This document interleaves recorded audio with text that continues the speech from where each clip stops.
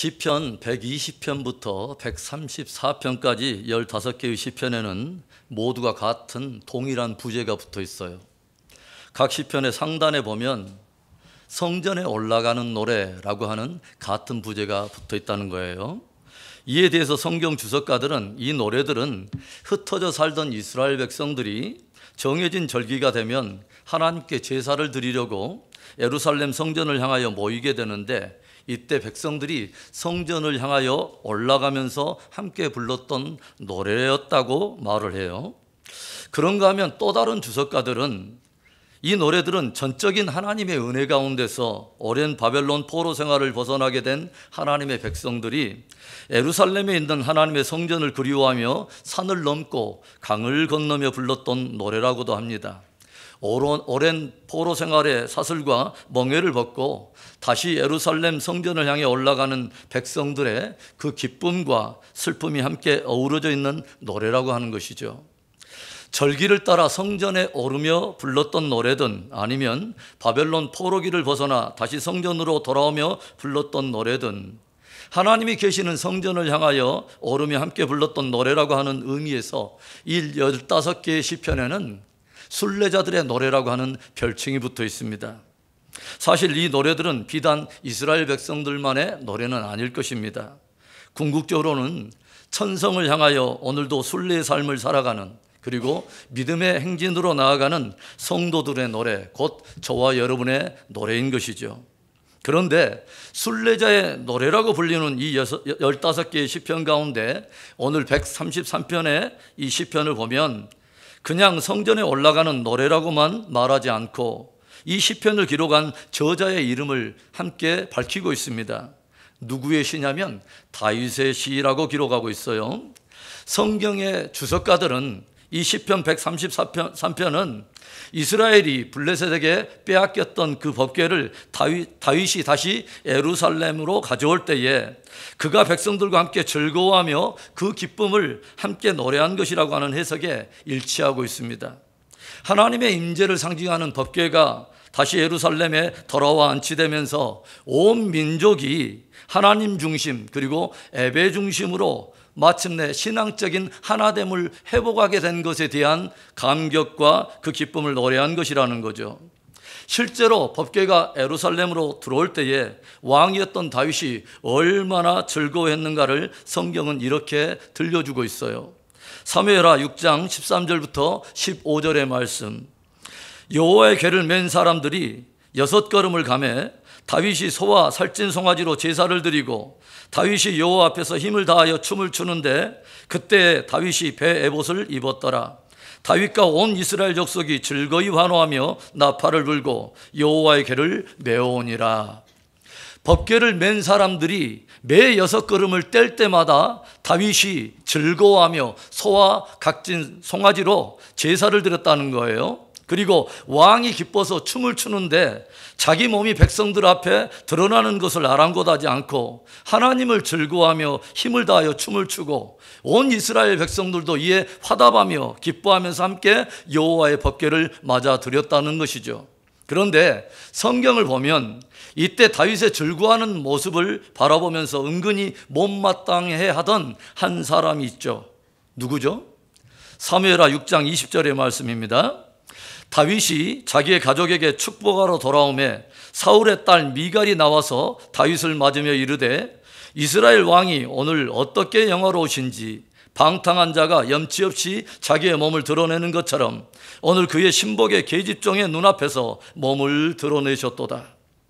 법궤를 맞이하면서 기뻐하던 다윗이 이제 자기 가족들에게도 돌아가 축복하려고 집으로 돌아오는데 사울의 딸이면서 다윗의 아내였던 미갈이 나와서 다윗을 맞으면서 입을 삐죽거려요.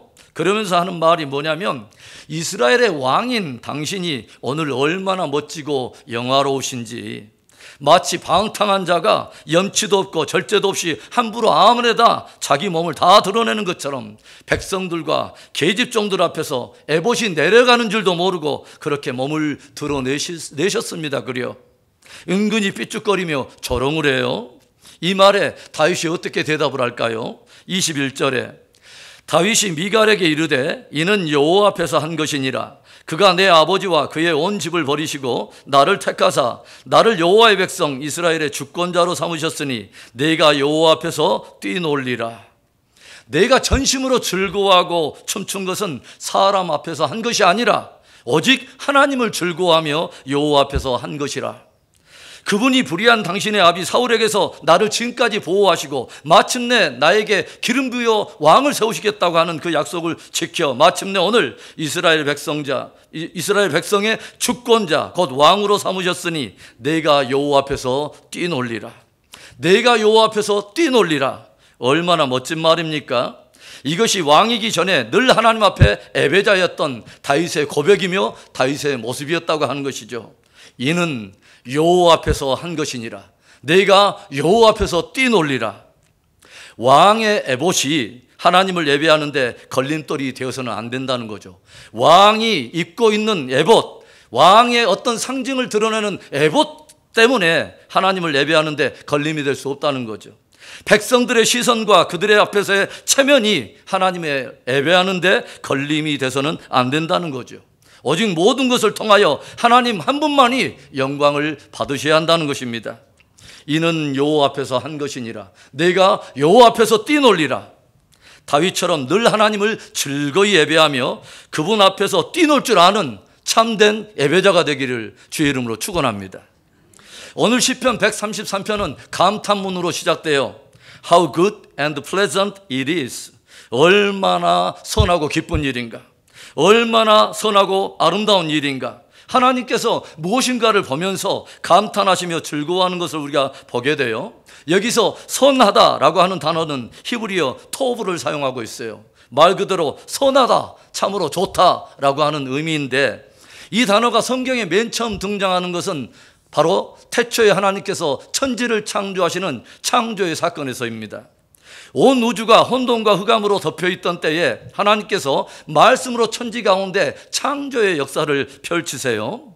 짙은 어둠 속에서 하나님이 선포하십니다. 하나님께서 가라사대 빛이 있으라 말씀하시는데 그 하나님의 존재 명령을 따라 빛이 드러나요. 그리고 성경은 이 빛이 하나님 보시기에 좋았더라 라고 기록하고 있습니다.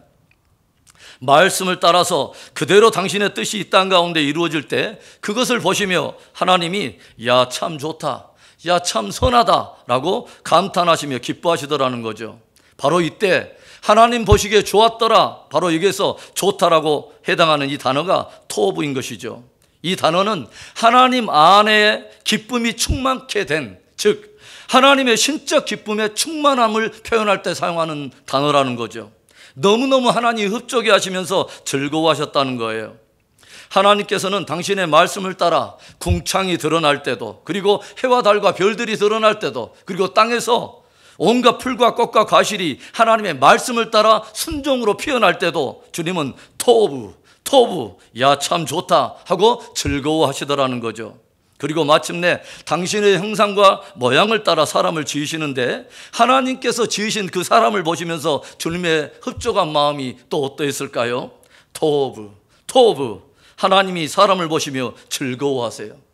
하나님께서 사람을 보시며 기뻐하시고 즐거워하셨던 그 창조주 안에 있는 그 기쁨을 우리 안에 담아서 우리가 옆 사람들을 축복하기를 원해요. 옆에 분들에게 그렇게 한번 인사합시다. 집사님, 보기에 참 좋습니다. 마음은 움직이지 않지만 입으로 시인하다 보면 그렇게 돼요. 다시 한번 옆에 분들에게 축복합시다. 집사님 참 보기 좋습니다. 모든 만물을 창조하실 때 토브, 즐거워하시던 그 하나님, 오늘 시편에 보면 바로 그 하나님께서 또 감탄해 하시며 기뻐하시고 즐거워하는 어떤 대상이 있습니다. 무엇일까요? 형제가 연합하여 동거함이 어찌 그리 선하고 아름다운고. 형제가 연합하여 동거함이 어찌 그리 선하고 아름다운고. 하나님의 백성들이 함께 모인 신앙 공동체를 바라보면서 하나님이 즐거워하시고 기뻐하시더라는 거예요. 그리고 그 하나님께서 그 공동체를 향하여 놀라운 축복의 말씀을 오늘 선포하고 계십니다. 여러분, 하나님께서 공동체를 통해서 베푸시는 축복은 무엇일까요? 무엇보다도 첫 번째로 우리들이 함께 모이고 연합할 때 하나님은 그것 자체를 기뻐하시고 그 공동체를 통해서 영광을 받으세요. 함께 1절의 말씀을 다시 한번 읽어볼까요? 보라, 형제가 연합하여 동거함이 어찌 그리 선하고 아름다운고. 하나님이 오늘 감탄해 하시면서 즐거워하시는 일이 무엇입니까? 형제라 일컫는 사람들이, 자매라 일컫는 사람들이, 즉 믿음의 성도들이 함께 연합하여 동거하는 일입니다. 신앙 안에서 하나됨을 이루고, 또 나를 낮추어서 하나됨을 이루고, 비전 안에서 하나됨을 이루어서 그렇게 연합하고 동거할 때 하나님께서 그 모습을 보시며 감탄해 하시며 기뻐하시는 거죠. 토부, 이 얼마나 선하고 아름다운가. 여러분, 창세기를 보면 모든 창조의 세계를 바라보시면서 그렇게 즐거워하며 기뻐하시던 하나님이신데, 그 하나님의 눈에 유독 좋아 보이지 않는 하나가 주님의 시선 안에 들어오죠. 무엇인지 아십니까? 창세기 2장 18절에 여호와 하나님이 이르시되 사람이 혼자 사는 것이 좋지 아니하니 내가 그를 위하여 돋는 배필을 지으리라 하시니라. 지으신 모든 만물이 하나님 보시기에 좋은데 유독 하나님의 눈에 좋아 보이지 않게 다가오는 것이 있었다는 거죠. 사람이 혼자 사는 것, 홀로 독처하는 것이 하나님 보시기에 좋아 보이지 않았다는 거예요. 그래서 하나님께서 홀로 독처하는 아담을 위해서 누구를 지으십니까? 하와를 지으시죠. 그리고 아담이 그 하와를 보면서 인사해요. 뭐라고요? 하와유? 우리는 하나님께서 우리를 관계적으로 또 사회적 존재로 지으셨다는 것을 깊이 염두할 필요가 있어요. 이 사회적이고 관계적인 속성은 하나님 당신의 존재적인 속성을 반영하는 것이죠. 하나님 스스로도 성부, 성자, 성령 삼위의 하나님이시면서 일체 되신 하나님, 즉 삼일체 하나님이시지 않습니까? 주님의 몸된 교회 역시 다양한 지체된 성도들 간의 유기적인 관계로 연결이 되어 있습니다.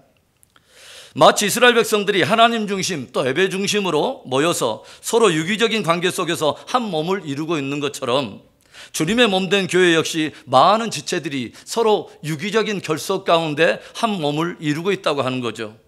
우리들의 몸에 붙어있는 지체들은 단 하나도 불필요한 것이 없습니다. 각기 제 기능을 가지고 있는 소중한 지체이며 서로가 서로에게 속해 있다고 우리는 말할 수 있겠죠. 만일 표면적으로 드러난 얼굴과 외모만 사람들이 주목한다고 속에 있는 장기들이 다 속상하고 이 반란을 일으키면서 제 기능을 하지 않는다면 우리의 몸은 어떻게 될까요? 또 모두가 눈이 되겠다고 우기면 어떻게 되겠습니까? 온몸에 눈만 붙어 있으면 그게 사람입니까? 우리 몸의 각 지체들이 각기 제 기능을 가지고 함께 서로를 지지해 주면서 한 몸으로 서 있는 것처럼 공동체의 지체들 역시 각기 제 직분과 은사를 가지고 함께 신앙의 공동체를 세워가는 것입니다. 그런 의미에서 은사와 직분이라고 하는 것은 각 사람의 어떤 것을 구별하는 차별이나 차이의 개념이 아니라 기능을 따른 다양성이라고 우리는 볼 수 있는 것이죠. 굳이 눈이 코를 부러워할 필요가 없고 입이 손을 부려할 필요가 없는 것입니다. 각기 주신 은사를 따라 또 부르심을 따라 주님 앞에 충성하면 되는 것입니다. 그렇게 각 사람의 다양한 섬김을 따라 주님의 몸된 교회는 오늘도 그렇게 서가는 것이죠. 에베소서 4장 16절의 말씀, 그에게서 온 몸이 각 마디를 통하여 도움을 받음으로 연결되고 결합되어 각 지체의 분량대로 역사하여 그 몸을 자라게 하며 사랑 안에서 스스로 세우느니라. 하나님은 구속받은 이스라엘 백성들을 따로따로 광야에 흩어놓지 않으셨습니다. 지파별로 따로 놓으라고 지파별로 따로 흩어 놓으시지 않으셨어요. 온 구속받은 이스라엘 공동체는 하나님의 법궤를 중심으로 또 성막을 중심으로 함께 거하기도 하며 또 함께 약속의 땅을 향하여 전진해 갑니다. 교회도 마찬가지죠. 나홀로 신앙생활하는 거 아닙니다. 공동체 안에서 함께 훈련되어지고 함께 전진하며 함께 승리하는 것입니다. 성경은 특별히 마지막 시대의 잘못된 기류 중에 하나로서 사람마다 모이기를 폐하며 또 사람들이 지극히 개인주의적이고 편리주의로 흐르는 성향을 경고하고 있습니다. 그러나 성경적인 권면이 무엇입니까? 히브리서 10장 25절의 말씀, 모이기를 폐하는 어떤 사람들의 습관과 같이 하지 말고 오직 권하여 그날이 가까움을 볼수록 더욱 그리하자. 마지막 때가 될수록 사람들 가운데 자꾸 모이기를 폐하자고 하는 사람들이 많아질 거라고 하는 거죠. 그래서 많은 교회들이 새벽 기도에도 없습니다. 금요 기도에 굳이 만들 필요가 있냐는 거죠. 금요 기도 없어요. 주일 한 번만 모이지 목장은 무슨 모임이냐고, 그거 폐예요. 그리고 그렇게 해서 차 뛰고 퍼 뛰고 다들 쩔떼기 신앙으로 전락해 간다는 거죠. 그런데 결국은 그것은 결코 성경적으로 좋은 신앙의 모습은 아니라는 거예요. 오히려 성경은 그날이 가까움을 볼수록 더욱 서로를 권해서 모이기를 힘쓰라 라고 도전하는 것입니다. 우리 한번 옆에 분에게 그렇게 인사합시다. 모이기를 힘씁시다. 어떤 한 목사님께서 날씨가 점점 추워지자 잘 나오시던 한 집사님께서 몇 주간 교회에 보이시지 않아요. 그래서 그 집사님을 신방을 했더니 이제 자기는 굳이 교회 안 나가도 혼자서 신앙생활 할 수 있을 정도로 성숙했다고, 그리고 당분간은 그렇게 혼자 믿음 지키고 싶다고 말을 자르더라는 거예요. 그래서 목사님이 민망해서 일어서려는데 거실 중앙에 장작불이 타오르고 있습니다. 목사님이 조용히 지켜보다가 막대기 하나를 가지고 함께 활활 타오르고 있는 장작들을 다 따로따로 흩어놨어요. 그랬더니 그렇게 활활 타오르던 그 불이 장작들이 낱개로 흩어지면서 금세 그 불이 다 사그러질더니 다들 장작geb에서 연기만 피어오르더라는 것이죠. 그 모습을 보면서 눈이 휘둥그레진 집사님이 무엇인가를 깨달은 듯 고개를 숙이면서 목사님께 고백을 해요. 목사님, 제가 잘못 생각했습니다. 다음 주일부터 열심히 나가도록 하겠습니다 하더래요. 사랑하는 성도 여러분, 신앙의 공동체를 아끼고 귀한 모임들을 사랑하는 여러분들 되시기를 바랍니다. 저는 그 마음이 주님이 주시는 마음이라고 믿습니다. 완전한 공동체에서가 아니에요. 리더들이 뛰어나서가 아니에요. 완전한 프로그램이 있기 때문이 아닙니다. 주님의 몸이기 때문에요. 주님이 그 공동체를 사랑하기 때문이죠. 연약함에도 불구하고 우리가 함께 믿음으로 연합하고 동거할 때에 그것은 주님의 기쁨이 되고 주님이 영광을 받으신다는 거예요. 형제가 연합하여 동거함이 어찌 그리 선하고 아름다운고. 공동체를 향한 이 주님의 기쁨이 성령으로 우리 안에 부어져서 더욱 서로를 사랑하고 섬김으로 주님을 영화롭게 하는 복된 저와 여러분 되기를 주의 이름으로 축원합니다. 하나님께서 공동체를 통해서 베푸시는 축복의 신비 무엇입니까? 둘째는 공동체를 통해서 우리들은 영적으로 육적으로 축복을 받습니다. 즉 하나님께서는 공동체를 통해서 각 사람에게 영적인 또 육적인 축복을 베푸신다는 거죠. 2절과 3절의 중반의 말씀입니다.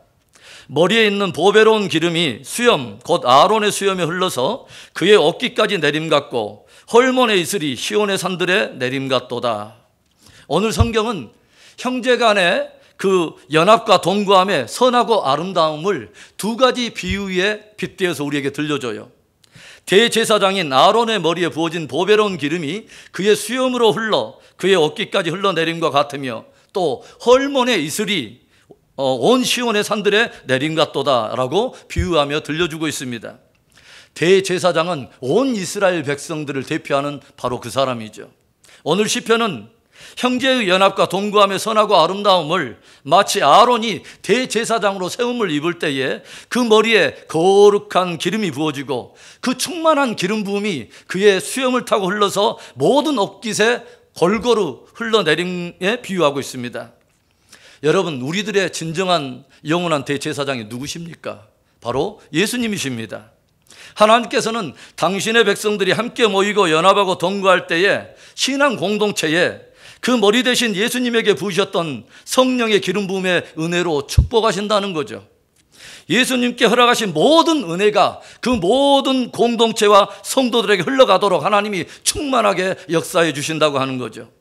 초대 공동체가 마가의 다락방에 전심으로 모여서 함께 기도할 때 함께 헌신했던 그 작은 공동체에 어떤 일들이 일어납니까? 대제사장이신 예수님의 머리에 부어진 성령의 기름 부으심의 그 은혜가 그의 공동체와 모든 모인 각 사람에게 충만하게 부어지지 않습니까? 성령의 기름 부음으로 각종 각양의 영적 은사들이 다 드러나고 예언과 방언과 각종 치유의 기적들이 일어난 것을 우리가 알게 되죠. 성령의 그 기름 부으심은 다 죽어가고 피폐해지고 쓸어가던 초대 공동체를 전혀 다른 차원으로 다 일으켜 세우더니 감히 세상이 감당하지 못할 강력한 신앙 공동체로 만들고 말았습니다. 대제사장 되신 예수님으로부터 올라오는 이 기름 부음의 은혜가 우리 공동체에 넘치고 그 성령 충만함을 이웃과 세상에 흘려보내는 복된 저와 여러분 될 수 있기를 주의 이름으로 축원합니다. 형제의 연합과 동거함의 선하고 아름다움을 빗대어 말하는 또 하나의 비유가 무엇입니까? 헐몬산의 이슬이 시온의 산들에 내림 같도다. 헐몬산은 이스라엘 북방에 위치해 있는 해발 약 2,800m를 웃도는 그런 높은 산으로서 항상 그 정상에는 항상 눈이 덮여 있고 그곳에서 내리는 이슬은 강의 구원원이 되어 갈릴리와 요단을 흘러 사해까지 흘러갑니다. 한마디로 헐몬산의 이슬이란 온 이스라엘 백성들의 생명의 젖줄이면서 축복의 근원과도 같은 것이죠. 기름이 영적인 축복을 의미하고 있다면 헐몬의 이슬은 삶 속에 부어주시는 구체적인 하나님의 축복을 의미하는 것입니다. 농사에 있어서 오직 하늘에서 내리는 비에 의존하는 논을 천수답이라고 하는데 이스라엘의 논은 천수답입니다. 그런데 이스라엘의 비를 조성하는 그 기류가 주로 어디에서 형성이 되냐면 헐몬산에서 형성이 돼요. 그리고 헐몬산의 이슬은 강의 근원이 된다고 제가 말씀을 드렸어요. 그렇다면 헐몬산은 이스라엘 전체 모든 백성들의 삶의 실제적인 축복과 연결되어 있다고 하는 것이죠. 오늘의 말씀과 연결해보면 어떤 의미가 됩니까? 하나님께서는 성도들이 함께 헌신하며 아름다운 공동체를 세워갈 때에 영적인 은혜와 회복뿐만 아니라 성도들의 삶의 실제적인 영역에도 회복과 큰 은혜를 베푸신다는 거죠. 제가 여러분에게 종종 설교하면서 성경적인 축복의 신비, 성경적 축복의 비결 하나를 여러분에게 말씀드린 적이 있어요. 여러분 기억하십니까? 그 축복의 신비란 무엇이냐? 우리가 하나님 집 세우기를 기뻐할 때에 하나님께서 우리의 집 세우기를 기뻐하신다는 것입니다. 성경이 가지고 있는 놀라운 축복의 원리와 신비 중에 하나가 이것입니다. 우리들이 마음을 다하여 하나님의 집 세우기를 기뻐할 때에 하나님은 마음을 다하여 우리의 각 사람의 집 세우기를 주님이 즐거워하신다는 거죠. 여러분, 이스라엘 역사 가운데 가장 강력하고 부강했을 때가 언제입니까, 여러분? 오늘 시편 133편의 저자인 다윗과 그의 아들 솔로몬의 통치했을 때가 아닙니까? 그럼 여러분 물어볼게요. 다윗과 솔로몬 왕이 자신들의 평생에 가장 마음을 두고 심혈을 기울였던 일이 여러분 뭐죠? 바로 하나님의 성전 세우는 일입니다. 즉 하나님의 집 세우는 일이죠. 저들이 하나님의 집 세우기를 기뻐했더니 하나님께서 저들이 집권할 때에 그 나라를 가장 강력하고 부강하게 그리고 지혜롭고 형통한 나라로 만들어주신 것을 우리가 알게 되죠. 여러분, 내가 내 집 세우는 수준과 하나님이 내 집 세워주는 수준은 분명히 다를 거예요. 저는 이 말씀을 오늘 많은 분들이 복음으로 붙드는 은혜가 있기를 저는 바랍니다. 이 말씀이 그 누군가에게는 정말 붙들 수 있는 그 복음이 되기를 축복합니다. 사랑하는 여러분, 주님을 사랑하듯 우리가 공동체를 섬기고 사랑할 때 주님은 성령의 충만함을 부어주시고 삶 속에 축복을 부으시고 그 인생을 견고하게 세우십니다. 공동체를 통해서 영육 간에 축복받고 끝까지 신앙 승리하는 복된 저와 여러분 되기를 축원합니다.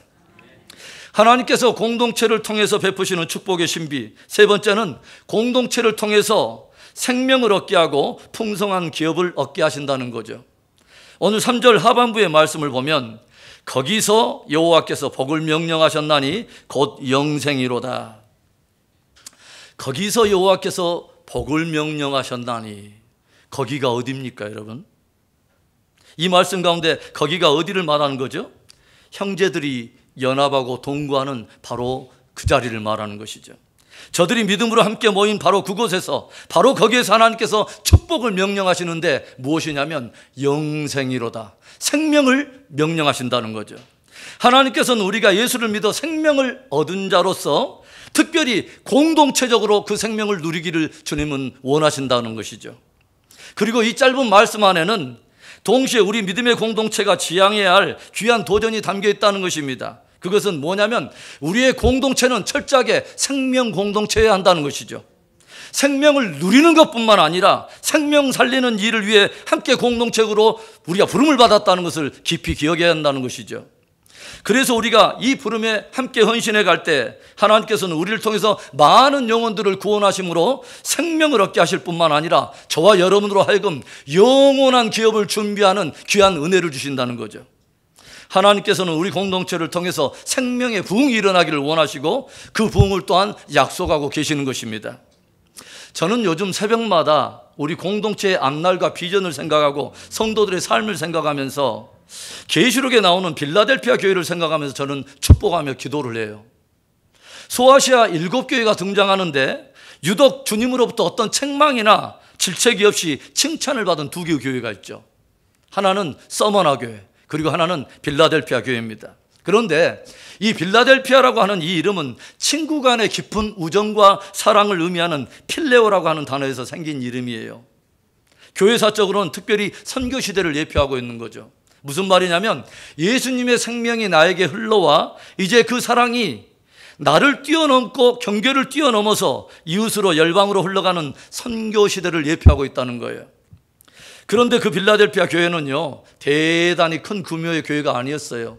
풍성한 재정을 자랑하는 교회가 아니었습니다. 대단한 조직이나 프로그램이 그렇게 구비된 교회가 아니었습니다. 그 교회를 향한 주님의 말씀을 우리가 들어볼까요? 계시록 3장 7절과 8절의 말씀. 빌라델피아 교회 사자에게 편지하라. 거룩하고 진실하사 다윗의 열쇠를 가지신 이 곧 열면 닫을 사람이 없고 닫으면 열 사람이 없는 그가 이르시되 볼지어다 내가 내 앞에 열린 문을 두었으되 능히 닫을 사람이 없으리라. 내가 내 행위를 아노니 내가 작은 능력을 가지고서도 내 말을 지키며 내 이름을 배반하지 아니하였도다. 빌라델피아 공동체는 비록 작은 능력을 가지고 있음에도 불구하고 주님의 말씀을 늘 깊이 지키며 그 이름을 결코 배반하지 않았습니다. 저는 그런 생각을 해봐요. 진짜 교회의 능력은 바로 여기에 있다는 생각을 해봐요. 진짜 한 사람 한 사람이 주의 말씀을 소중히 지키는 것, 그리고 주님의 이름을 귀하게 여기는 것, 그것이 교회가 가지고 있는 진짜 능력이라고 믿습니다. 그래서 주님의 최고의 갈망이며 명령인 영혼 구원, 생명사역을 위해서 기꺼이 저들은 함께 적은 능력을 함께 연합하고 기꺼이 헌신했다는 거죠. 그러자 그 공동체를 향해서 주님이 주신 최고의 축복이 무엇인지 아십니까? 주님께서 모든 문들을 열어주신 것입니다.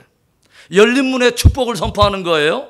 어떤 것도 그들의 선교적 행로와 영혼을 구원하겠다고 하는 이 생명의 전진에 어떤 것들을 방해하지 못하도록, 그것을 닫을 수 없도록 열린 문의 축복을 주님이 선포하고 계신다는 거죠.